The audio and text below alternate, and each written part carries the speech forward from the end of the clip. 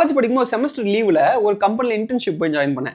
அவங்க கொடுத்த ஒர்க் என்னன்னா, அவங்க ஸ்டோரில் சில பொருளாக இருக்கும், அதில் சில லேபிள் பண்ணாமல் இருக்குது. அதனால் அதை லேபிள் பண்ணி கம்ப்யூட்டரில் அப்லோட் பண்ணணும். அதுதான் வந்துட்டு என்னோட டாஸ்க்காக இருந்தது. ஸ்டோரை க்ளீன் பண்ணி நாங்களே எல்லா பொருளும் எடுத்து வைக்கும்போது ஒரு பெரிய வாஷர் கையில் கிடச்சிது. ஓகே, இவ்வளோ பெரிய சைஸ். ஓகேங்களா, ஏன்னா ஹைட்டில் பாதி இருக்கும். அந்த வாஷரில் எந்த நம்பரும் இல்லை, எதுவுமே இல்லை. எனக்கு வந்து அந்த வாஷரோட டயாமீட்டர் தேவை. ஓகேங்களா, ஏன்னா ரவுண்டான வாஷர், டயாமீட்டர் தேவை.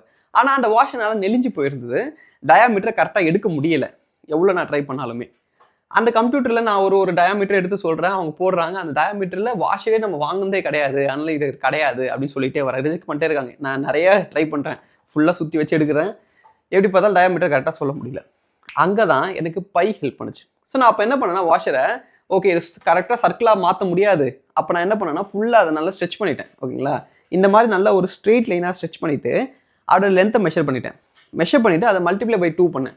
அதனால் என்னென்னா, எனக்கு அதோட சுற்றளவு, ஓகேங்களா, அந்த சர்க்கிளோடைய ஃபுல் சுற்றளவு கிடச்சிருச்சு. அந்த சர்க்கம்ஃபரன்ஸ் கிடச்சோடனே அந்த வேல்யூவை 3.14 டிவைட் பண்ணேன். 3.14 தான் பையோட வேல்யூ. டிவைட் பண்ணும்போது எனக்கு அந்த லென்த்தில் இருக்க ஒரு லைனால் எவ்வளோ பெரிய சர்க்கிளை ஃபார்ம் பண்ண முடியும், என்ன டயாமீட்டரில் இருக்க சர்க்கிளை ஃபார்ம் பண்ண முடியும்ன்ற எக்ஸாக்ட் வேல்யூ கிடச்சிருச்சு. பையோட பர்பஸே அதுதான். ஓகேங்களா, இது ஏன் ஒர்க் ஆகுதுன்னா, நீங்கள் எந்த ஒரு சர்க்கிளை வேணால் எடுத்துக்கோங்க, அதை ஒரு ஸ்ட்ரைட் லைனாக மாற்றிட்டு அதை நீங்கள் பையோட வேல்யூவால் டிவைட் பண்ணிங்கன்னா அந்த ஸ்ட்ரைட் லைன்லேருந்து கிடைக்கிற ஒரு பார்ட் வந்து உங்களுக்கு கரெக்டாக டயாமீட்டராக இருக்கும்.